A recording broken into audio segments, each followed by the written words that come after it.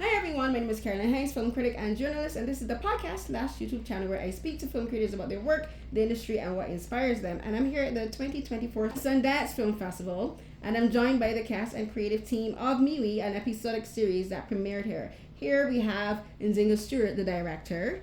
Next to her is Camryn Jones, who plays the lead character, Amaria Yaya Jones, and next to Camryn is our screenwriter, Keyonna Taylor. And I'm very happy to be speaking to them about this show in particular because it kind of took me back to my days of the youth in the 90s and early 2000s where music was such a central part of our lives. So many shows and films centered around music. And this show kind of made me think of films like Bring It On. You know, like there's a sequence in the hallway in the beginning where I was like, these girls are like the Toros and like battling out. So first, I want to actually start with Keyonna. Tell me about creating this character and this film because this series because at the end of the pilot episode we see that Amaria is based on the real Amaria Jones. So tell me about taking Amaria, the real person, and making a story centered around her experience and her life because we got to see her family, and I love that we got to see the family in the credits at the end. So tell me about that. Yeah, so we want to tell, because it's an anthology, right? Mm-hmm. So every episode will be based on a different person and a celebration of their life. And Amaria was a girl who loved to dance. She had a passion for dance. And when talking to her family, the things that stood out, her friends and family, most was that she loved to dance, that she could be argumentative. She loved to argue. They all said it. And that her brother Mouse, like nobody spoke about this girl without speaking about Mouse, was like her protector, like her father, and so those are things that stood out to me most because they were so consistent over and over. And so we decided to tell this story like a danceicle because we want every episode to ring strong with the essence of who the person really was, and so that's why we use dance to help forward her story. And how it says you said it's an anthology series, so how did you go about selecting the people that you wanted to make this series about? Like how did you learn about Amaria's story and the other people that we'll get to learn about going forward in the series? Good question. So I started it years ago, like this journey, because I know how important it is when you lose somebody that you just want people to know like who they were and not like just scroll through like, oh, it's another one. Like, no, like this was a real person, a girl. She had a family. This is gonna affect people. It's gonna affect us. She could have been an amazing lawyer. Who knows what she could have done, right? So there were other stories that I had that I want to be told, but this one got kind of shot forward because I couldn't get over it because it happened during COVID, right? 2020, we're in the house and everybody was making TikToks. My daughters, I have 2 little girls, they were about her age, and there was the TikTok, and I kept saying like, yo, stop. I was annoyed by it. I don't want to see another one. It's the same dance. Please sit down. But Amaria, she was killed while she was showing her mother a TikTok video, and I'm like, how can I'm sitting here telling her I don't want to see another one, and this little girl was just doing a TikTok video, just being human. And that's why this one, like, I was like, I gotta tell this story first. And I think it was like you heard about what happened to her on the news for like a day, and it was this like next thing, and I'm like, well, we're just gonna roll over this thing that happened. So that's why this one is the first one. But there are so many more stories equally important. As you're talking, the theme visual obituary came to my head. That this show is kind of like a visual obituary and homage to their lives, but also to their families because their families center very much in the series. And I love how much we get to learn individually about the each family member, like their personalities. Like the series, the episode initially is very short. It's just 22 minutes, but we get a full idea of who these characters are. Like for Yaya, I'm still argumentative. That's partly why I do what I do. But I actually graduated to be a paralegal because my mom used to tell me, why don't you go be a lawyer? You like arguing so much. So like I related to Yaya, and you got that sense from her, but you also got the sense of the relationship that she has with Mouse. You know, with her auntie, the auntie's the one like, you're arguing is your gift. Use it. You know, don't let it be a curse. You know, we got to learn the grandma and the uncle have a very funny relationship together. You know, they're like Judge, what she said, she want to be Judge Judy and the thing. So you get the sense of that. So for you, Nzingha, talk about crafting and making sure that in the episode that we get to learn, because that's actually very hard. Because this episode's kind of like a short film, and for short films, it's very hard to give the audience a sense of each character. But you do it so well in this show, and so tell me about how you got it done. Part of it was, the part of the magic of making it feel like you got to really know who this person was Keyonna had developed such a strong relationship with the real Yaya's family that there were things even in her bedroom that were really hers. Okay. Like there was really her basketball jersey that after she passed, like everybody had signed, and there were little details that we planted all around the house with the judge, Mama Judge. There was a picture on the mantle of like the real grandfather in his like security uniform, which was our costume designer sort of mimicked for when he was wearing his bailiff's outfit. So I feel like even having those kind of I guess call them imbued objects in the space, like invited her energy and her spirit into the show. I got a lot of it, like in terms of my prep, by just working really closely with Keyonna, and like our offices were right next door, and we would just all day be going back and forth. Some days she'd just come and sit in the room. Like while I was working, I'd be like, okay, well, Keonna's just sitting there, I keep working. But I could always just look up and be like, what about this? What do you think about this? And I think I want to do this thing. So we were really marching to the same drum and in alignment, and so you kind of feel that unity of purpose between like writer and director that I think made it special. There was a lot of definite planning because we had not that much time to do a show that had like all minors and dance numbers and Chicago weather in March. So we had to really just go in with a plan and know how we were going to attack it. We had a wonderful DP who I had worked with before and knew he could move fast and get it out. And we had a wonderful production designer who had also worked with before, who would always remind me when I would just be fantastical, and like, we can have this, we can have that. And she would be like, remember, it's about Yaya. Like, does this relate to Yaya, or is this like something cool you want to do? And I'd be like, you're right. It's something cool I wanted to do. And like would bring me back, and like just having that team that we all knew the mission. Our choreographer, when he first showed us the dance that they did, we burst into tears. And then this one, when we saw her, it was like, sorry to everybody else. Like, it has to be. And like, no matter what, like obstacles or scheduling, like everybody involved felt like nobody else could have done it. So it was definitely like a team effort. And for you, Camryn, what for adult actors, playing a character based on a real person can be very arduous, and it's very labor intensive because you have to like invest yourself playing a person, and it's very different to a completely fictional character because you have to make sure you're paying respect to their memory, but also to their family who's still alive and who has to see you playing someone that they knew and loved. Like, what was that auditioning process like for you? Because I imagine it has to be different than, as I said, playing a fictional character. You were saying you have to be like, I am definitely on board with this, but I also have to make sure that when I'm going for this audition that I keep in mind that this is someone who was alive. You know, that this was a girl who died at a very young age. So tell me about the auditioning process and how you came to the decision that you wanted to audition for this role from the beginning. Oh yeah, so I got the audition. I think I was sitting in school and my mom sent me the email. What is your mom doing you emailing you when you're in school? No, she's very good about it. She sends it and I'm not supposed to look at it, but I do. Because pre-cal gets boring sometimes. Oh, okay. Anyway. Calculus is fine. It's fine for her to be emailing you during calculus. Oh yeah. But I got the audition and the email, and then I read the synopsis about what the show was about, and I was like, this is very eye-opening. First off the bat, it was like, this is going to be something, this is going to be a very emotional, powerful story. And then I got to the part about Yaya, the actual character. And then I saw her last name was Jones. And I was like, this is perfect, because my last name is Jones.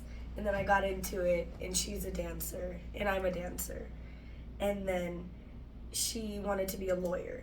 And at that time in my life, I wanted to be a lawyer as well. And I was like, the puzzle pieces are clicking. This is perfect. And it's just, I researched her first off the bat, because it was based on a real girl, and I wanted to do her justice even in the audition. And so I researched it. I saw the articles, and it really hit me in the heart. I was like, I could have been showing my mom a TikTok, and this could have been me. And so I really internalized how I was feeling, and I put it into that audition.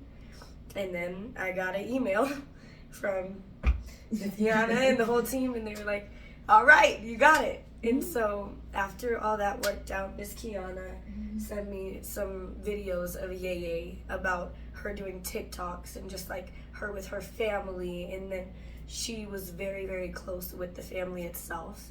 And she'd be telling me everything about Yaya, and she would just, like, this is Aunt Tasha, and this is her point of view, and this is how Mouse saw his sister. And I would really take that in, and I tried to put it through in every scene I did to try to really honor Yaya while still being that celebration of life for her. And for you, Keyonna, when you're writing a screenplay or for a show like this, as we mentioned at the beginning, you have to keep in mind that this is a real person, but then you also have to make it entertaining.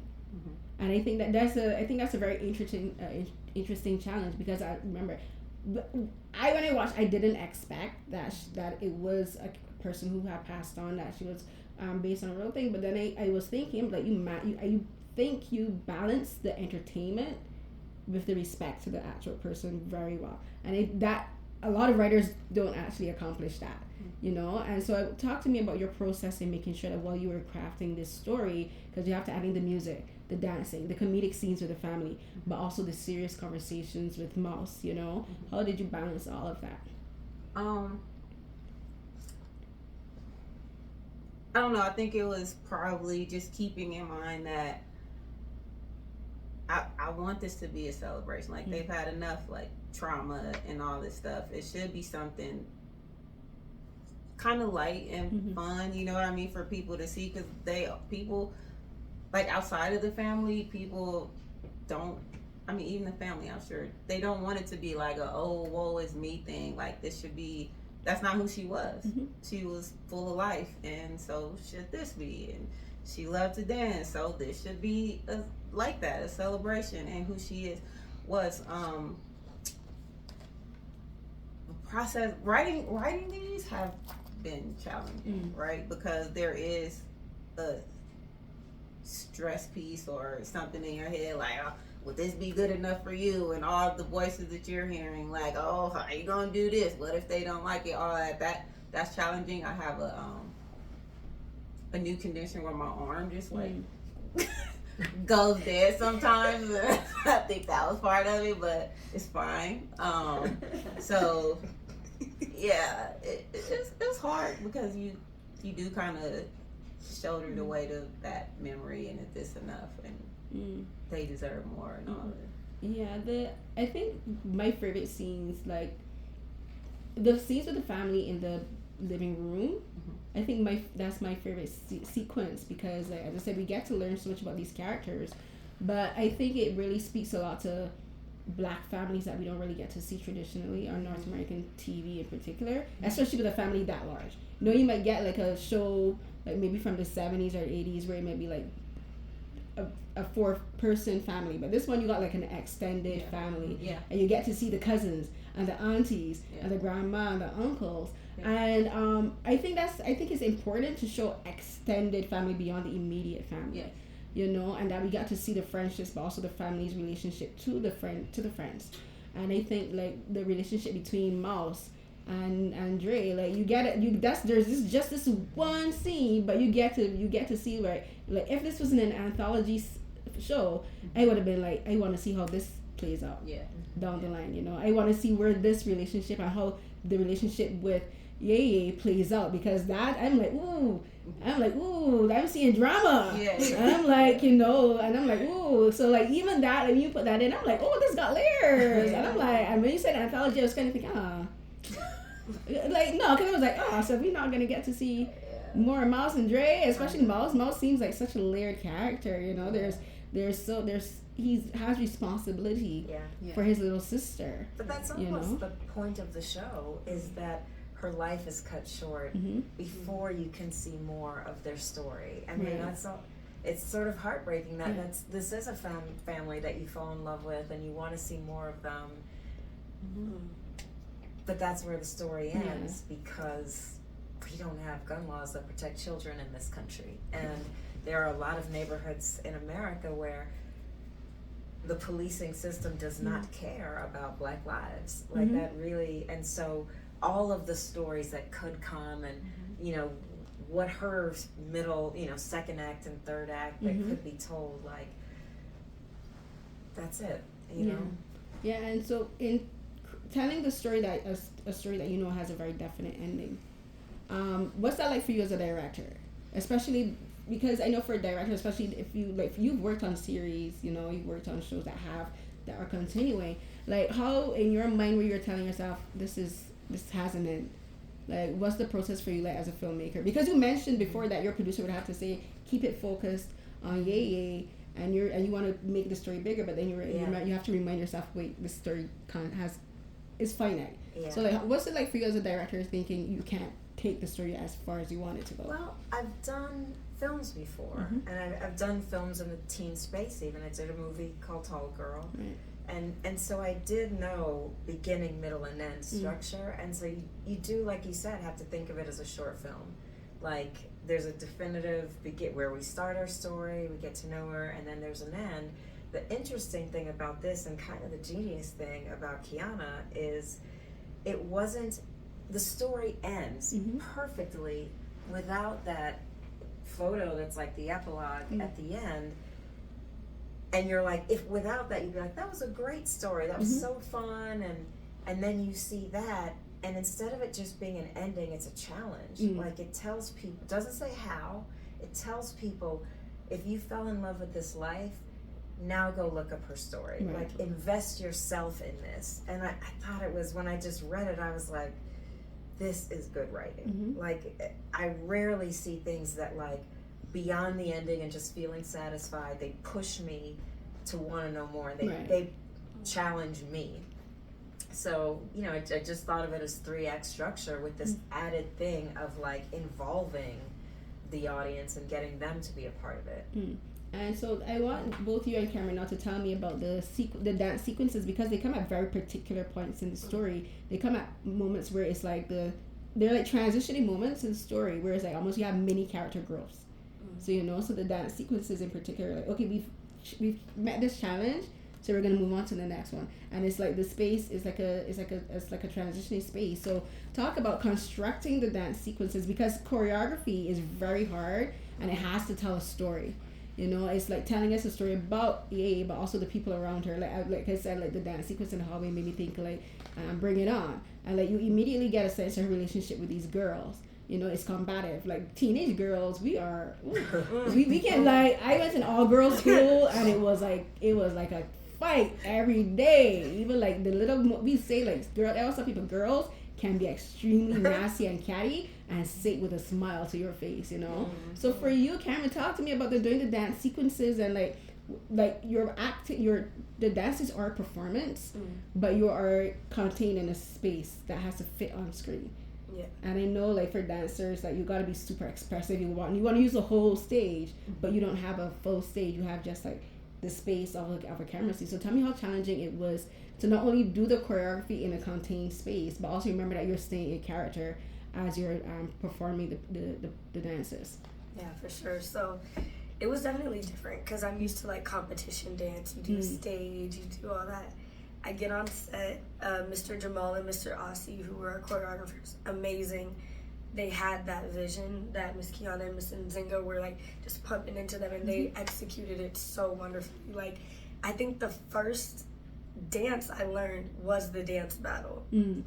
So I got in there, they played the music, they showed the mock video, I was like, oh, this is fire. And I just remember putting it on screen, like the actual filming day, and the girls were so nice. We were supposed to be fighting. I had to almost throw a shoe at her. I was like, oh, I'm sorry.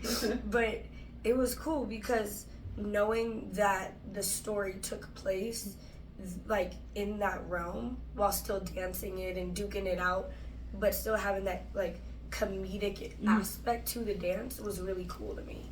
And even though we were in between those two lockers, it still felt like a big number. It was a big production. And then that was that, and then we went to the Dre one, and that one was so cute. That one felt like I was in an old school movie. I was like, deep.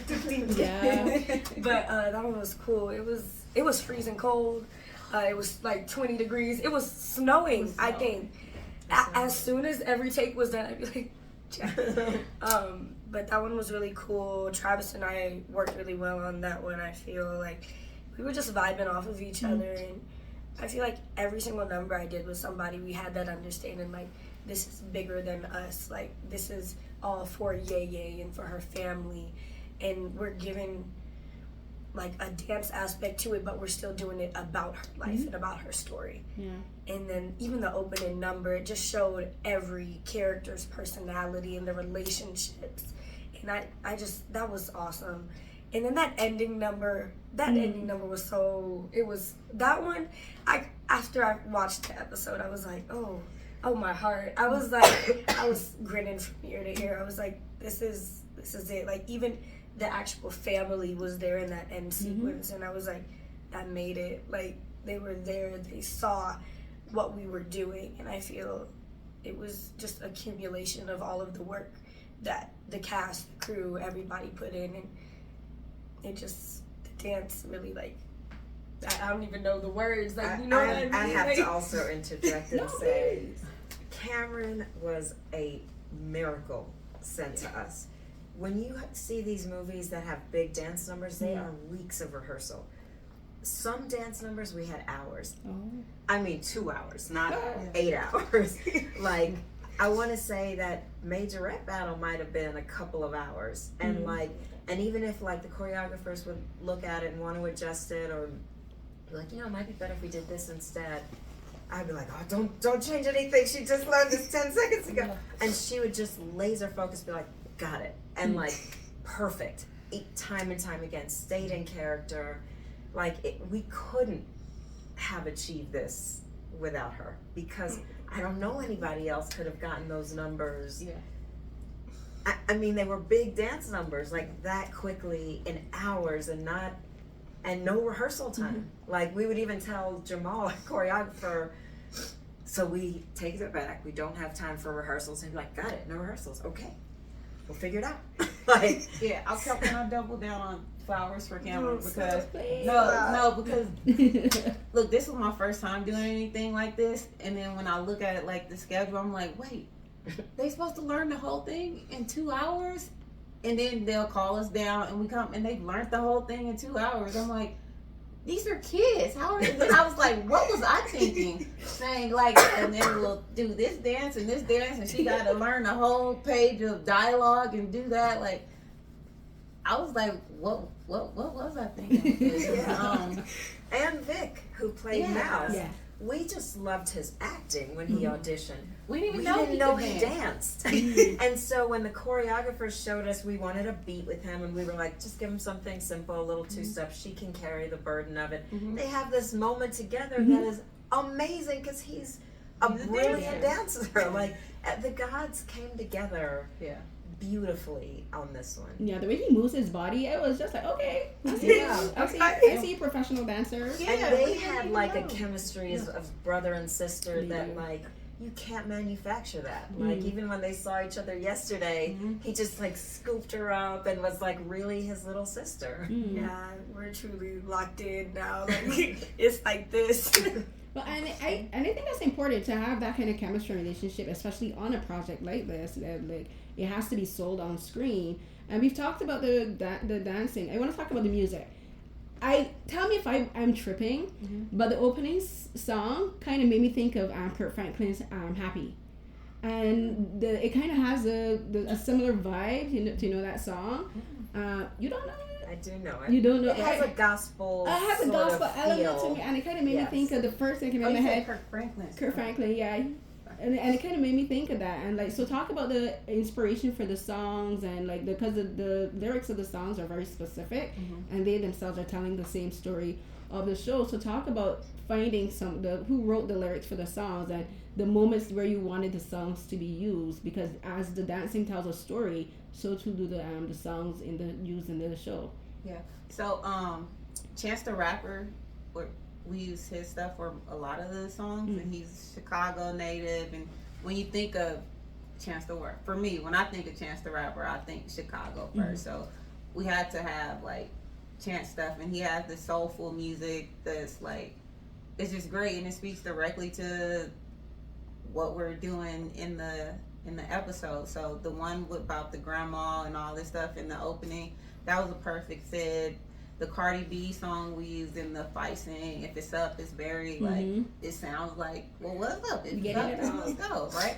And then the next song, myself and my brother-in-law wrote together, and it's talking about her favorite part of the day, being with Dre and walking, and how that made her feel. What was next? We wanted Angels. I mean, that's what it's about. Well, she's not telling the story right. We asked Chance, and we were like, we have to have his music, and he was very generous and was like, anything you need, if you want us to stop by set. And we played with it for a while, and then we were like, but if he's there, it might take away from Yaya. But he was extremely generous and supportive of the project. And then favorite part of the day, Keyonna was like, I wrote this song, and I was like, oh God. Sorry. Like, don't laugh like that. How am I gonna, like, I never know if a showrunner's gonna write this song, what if it's terrible? And I kept being like, we should back ourselves up. We should find something else. And then she did it, sent it to our composers. They did some kind of magic. My only note was like, make sure there's a little bit of horns so that it feels like the music in the rest of the show. And that there's a female voice in it, since it's about a girl. And they redid it, and then I was like, this may be my favorite song in the whole world. like this whole time I've been dreading it. And then like when I was singing it, I was like, I love this song. So, but Keyonna put everything of herself into that, even as going as far as to writing the songs. Like some things she'd be trying to do, I'd be like, Keyonna, no, there are people for that. Like, you don't have to paint the room. Like there are people who will do that. Yeah. Well, I knew you wanted a different song, and I kept being like, I would have to be like, I didn't have faith. This lady don't like my song. Like, I wrote this song for this, so it was hard for me too. But then I'm glad you came. I love it. No, I love it too, because you played it as we were learning the thing, and I was like, oh, this song is dope. I was like, who wrote this? You said I did. I was like, you did. And it was so good. I need that on my playlist. I need it on my playlist. No, but I was on the plane ride over here, and I was like, favorite brother. So you got the youth vote. That's all that matters. Right. She eventually got the old folks vote. I didn't have faith in the beginning, but when I heard it put together, I was like, I love this song. And so there's the music, and then so you mentioned the stairs. I have to go back to the sequence, because the dance sequence on the stairs, it gave me a very old Hollywood feel, and it made me think of Fred Astaire and Ginger Rogers. But there's also this, I never remember their names, but they're two black brothers. They have a very famous dance sequence where they're coming down a flight of stairs. Yeah, and I want brothers. Yes, and I want to ask about the inspiration for the choreography for particular sex sequences, because that stairs sequence, again, it's about the relationship between Yaya and Dre, but I think also the show does touch a lot on like black culture references, like again the whole Judge Judy and the thing, like black people love the Judge Judy, but then also so, and then you get like other references to like culture and stuff. So talk to me about putting in references and cultural touchstone, because that sequence really did make me think of those two brothers. That was one of them. Yes, I was right. So was Omarion's touch. Mhm. Like it was Yes. like older references, newer ones. When it came to even like the look of it, there wasn't anything that I saw cinematically that felt exactly how I felt.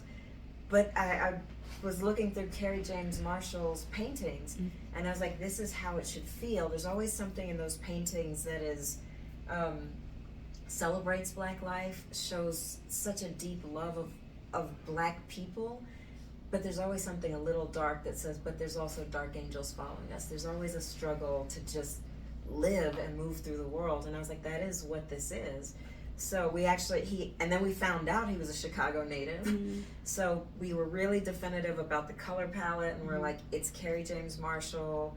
Me and the production designer and our DP would look at all his pictures and be like, how do we bring this feeling to life? We would put little things in the background, because we were like, even, for Yaya, in her world, she would see RIP things and little tributes on the side of the road, because that would happen in her neighborhood.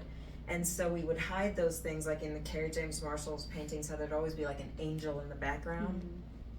We would hide little angels around her room, and like, so they were always woven in that this is a beautiful story, but this is also a place of death sometimes. And like in the background there's women mourners like crossing the street. Like we bury it so that the audience never catches on, but later it all kind of comes together and makes sense that the fabric of this neighborhood is joyful and beautiful, but south side of Chicago, sometimes bad things happen. Which is what Mouse tells her. Mouse reminds her, this is Chicago. And for Yaya, she's trying to find her independence, and she's like, and this is a conversation I've had with my own mother and my own brother who's 10 years older, but like I like one of the last big arguments I had with my mom was like, you brought me up to be independent, but now that I'm independent, a grown woman, you're still trying to like baby me and tell me what to do. But I think that's a natural part of you're like, oh wait, I gotta look forward to this with my kids. But I think that's a natural part of the not just parent-child relationship, but sibling relationship too, especially when you have an older brother. Like the older brother would be like, I understand this world different to you, and she's like, you taught me how to defend myself. But then he's thinking himself in his head, yeah, but when I was teaching you to defend yourself, I wasn't actually trying to hurt you. But the person that you're meeting up is going to actually be trying to hurt you. But Yaya doesn't understand that. All she sees is that her brother's trying to stifle her, that he's trying to step in on her turf with her burgeoning first love. She's like, you're trying to take my crush away from me. And he was being petty. He was being so petty. But he kind of understood but I understood where he was coming from, because I'm older now. But Yaya is looking at it as she's just a child. She's looking at it very naively. So talk to me now, Camryn, about because you said you have a very close relationship with Vic. So talk to me about working out that dynamic with Vic on set, and like any discussions you probably had before filming. But then as you're actually in the midst of filming, you were thinking, oh, wait, you know what I had in mind before might not necessarily work for this scene. Because when you're doing a shot, you got to redo it each time, and then sometimes you play the scenes a bit different than how you would have done like 2 or 3 takes before. Yeah, so Vic and I, we just clicked instantly. We got there, we got to know each other. It was our first dance practice, and we started with the Angels dance choreo. And that was just really cool to be able to bond in that way. And then we had our lunch break, and we got closer, and we really just started to get into the Mouse and Yaya relationship. And we were just riffing. It was like I love you, I'm gonna have to be hard on you when we film. And Vic, he would watch Barbie movies with me. He would watch Barbie movies. That man is my brother. So it's like, knowing that we had that set relationship where we could click into those characters and feel it all throughout filming, and even when we went off, that brother and sister never died. It was like we were brother and sisters, just he would have to be harder on me when we were on set filming, and I would have to be more like resistance with him as we were filming, because of that I'm protecting you, I don't understand relationship. And I just think it was something we had to grow in. And each take we got I'm gonna try this a new way, you're gonna try it a new way, and we're gonna just we're gonna get to where we need to be for this take, and we'd just be dropping hints to each other. Like, we had a handshake, we got eye signals throughout the entire process of filming, so it'd be like, cool, okay, we doing this? Great, perfect. Like, y'all were there, y'all know. Yeah, they were doing like, yeah, we had handshakes together. I was like, dang, like, did they know each other before this? Like, But it was also a very black production. Yes. We were playing spades. Yes, out lunch. In between. Right, exactly. Dance They were parties. teaching me the Chicago step. Yeah. Like, and it was just like a beautiful vibe being out in this neighborhood and, you know, feeling like this is really what her life would have felt like. Like a cookout every day. Yeah. Yes. And I think that's important to maintaining the chemistry on set, because for me, being as a critic and a journalist, one of the things I always pay attention to when I'm watching something is, yes, I'm looking at the characters and everything, but you can really tell, for me anyway, when a cast has very good chemistry off camera. And like sometimes I'm like, am I tripping out? But then I'll talk to maybe someone who was on a production set or whatever, and I'll be like, okay, no, I picked up on it, because there's just something that doesn't quite settle, you know. The Chicago people still hang out all the time. Right, and like they became a family for real. No, they did. Mama Judge and I'm on a group text with them, Tasha. and they always saying, I feel jealous. I'm like, I'm about to leave this conversation. Like, they going to dinner, they going to other people's plays. I'm like, why am I in here? Like, I am 3,000 miles away in Texas, and y'all are going to a comedy show. Yeah, exactly. But I think that's important, and especially again, because I can't understate how important it is that when watching this, and then after I finished watching it, that I felt like the family, not just Yaya, but the family was respected. And if the people playing these quote unquote characters have that genuine love and respect, to me that's a very important part of paying respect to the very real people, you know, because I would hate to think, oh my gosh, like, yeah, you guys did it, but then as soon as we call rap, everybody's like, okay, see you later, sucker, and like depart. And I'd be like, but no, what I mean is like, because I always try to put myself in the position of the people that the stories are about. I mean, if that was my family member and I saw the person who played my cousin walk off and like not care about the person who played my niece, I'd be like, I don't want to watch the end product, you know, because I'd be like you really didn't care. Well, that you know? started at the top.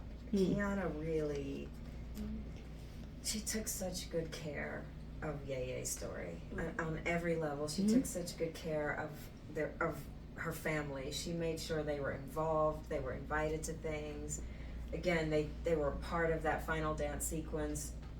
They're in the show in addition to their pictures.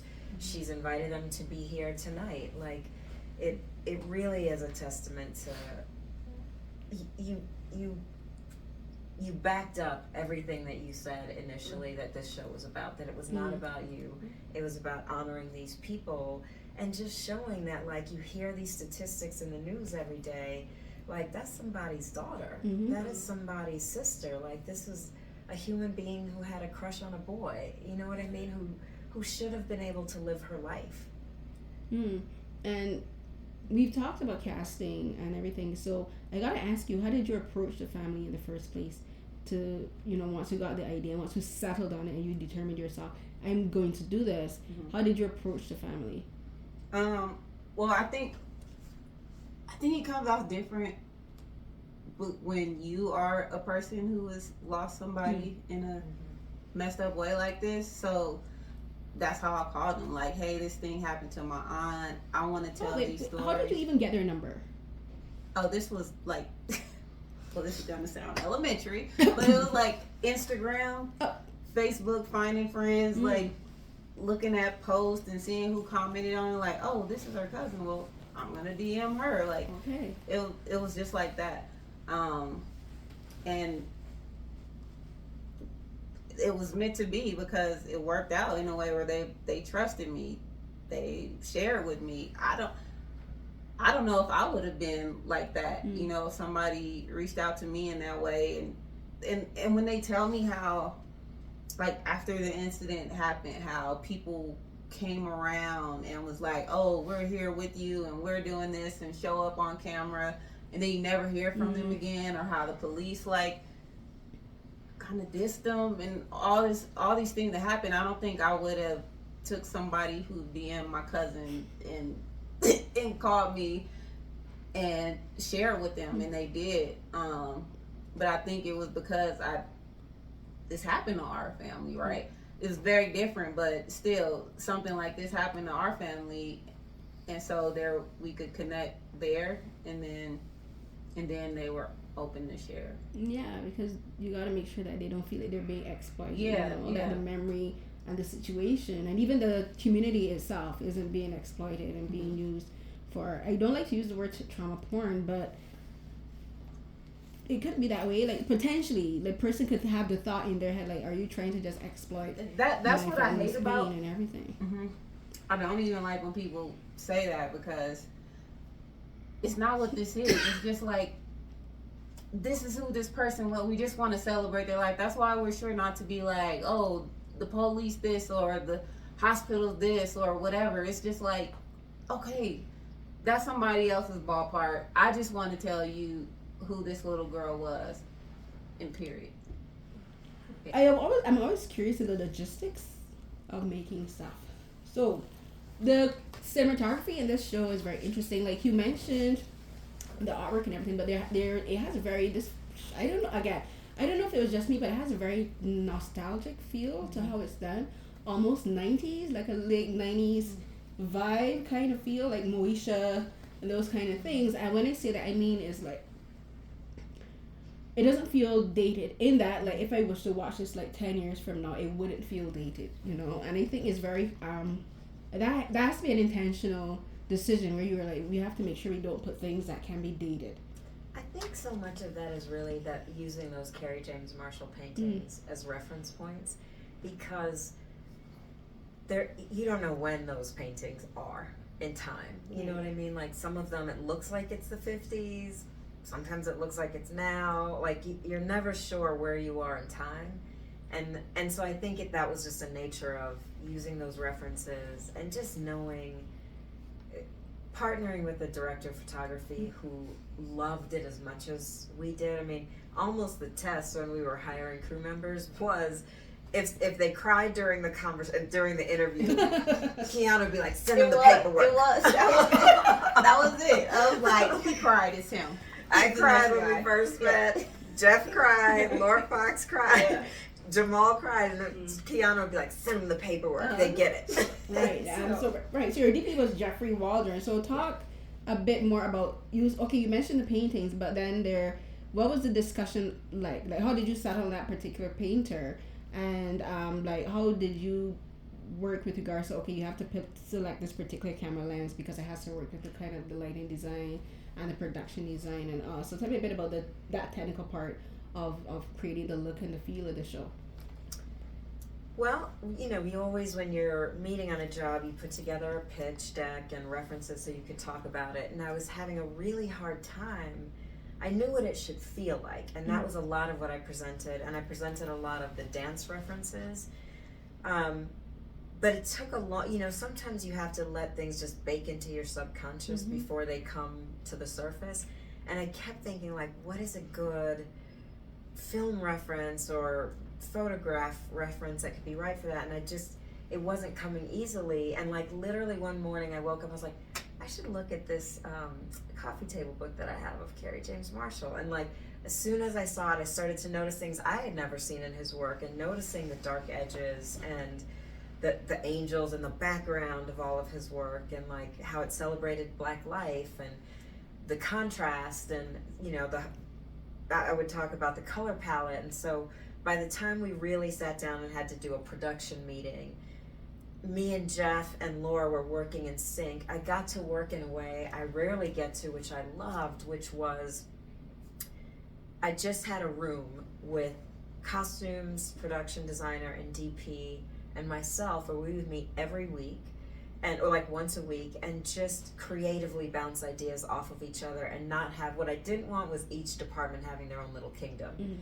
and not knowing what this one over here was doing. So when we would talk about color palette, costumes would hear at the same time as the DP, production designer would hear it at the same time as costumes, and we could throw out ideas together and really build this thing in a way that, like, even behind the camera, there was a chemistry and we were all in sync and knew what the mission was. Because it's harder when you talk about paintings as opposed to, well, there's this movie that's been done before, here's what the lighting looked like in that. This was really about what's the spirit of these pictures. And because I'd worked with our production designer and DP before, we had a shorthand that, like, they knew taste level wise what I liked and vice versa. And part of that has to be set location and selecting the location. So, like, I gotta always come back to the stairway sequence because you mentioned Touch, the song with Amaria, and in that music video, graffiti features very heavily, and the stairway that you use is the outside stairway coming from the light rail, and that stairway has a lot of graffiti on it, and it has that graffiti that was very popular in the late 80s and the early 90s, where it's like very watercolor look to it. So talk to me about finding that staircase and like the other locations. A great location manager who showed us a bunch of stuff. We weren't quite getting. That was the one thing we weren't quite getting. And I was like, it has to have a life and a color of its own. We weren't thinking about that video for a location reference. We just wanted color and life. There were a lot of things we wanted to add in that just the weather did not permit us to do it.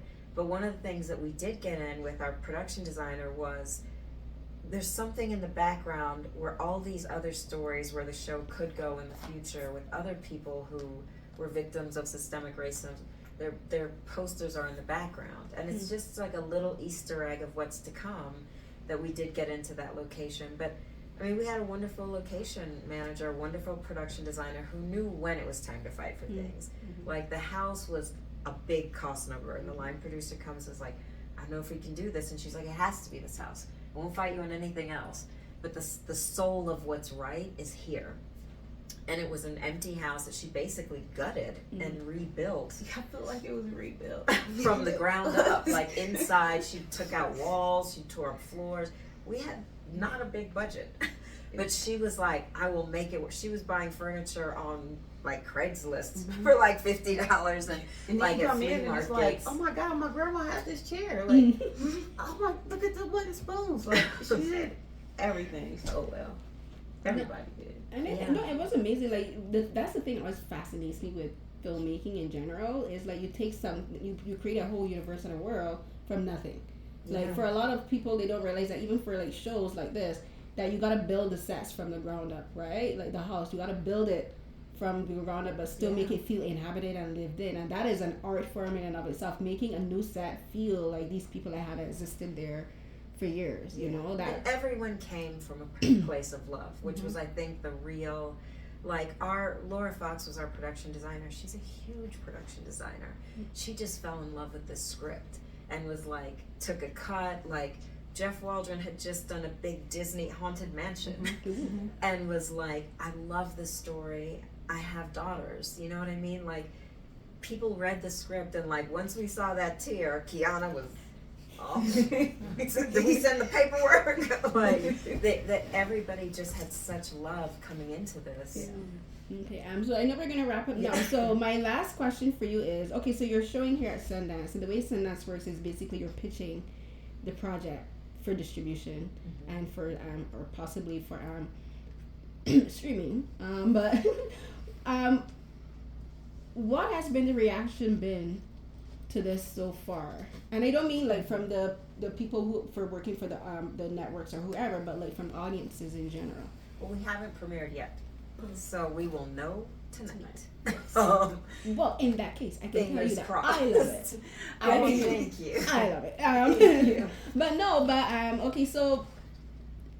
Okay, so I'm not. So that my next question was gonna work because I was gonna ask you like if there's a particular way that you guys are pitching it to the studios or to like for distribution, because episodic premieres can be tricky at Sundance, and I'm being very open and like I know it can be very tricky because like they're not like films. The films get snatched up like that. Yeah. But for the episodic projects, like it can be a bit more tricky. So how is this working out for you? Well, we do also have a feature pitch ready, but it will still be the heart of these stories. It's not a huge difference. It was always supposed to be a series, but we can tell it in an anthology feature. So it's kind of like a proof of concept. Yeah. Okay, great. Yeah, and I also just feel like it's one of those things that the right person sees it, their heart is touched, and they're like, this needs to be in the world. Like that's what's going to happen, is it'll find, it's supposed to be, like it'll find the person who sees the vision and like, you know, wants to be on the winning team. Yay. Thank you so much. I really do hope that it succeeds and that it does get picked up, because I do want to see like the other stories that are to be told and the other people that we're going to get to meet through it. So congratulations and like much success to all of you. Thank you so much. That was a great interview.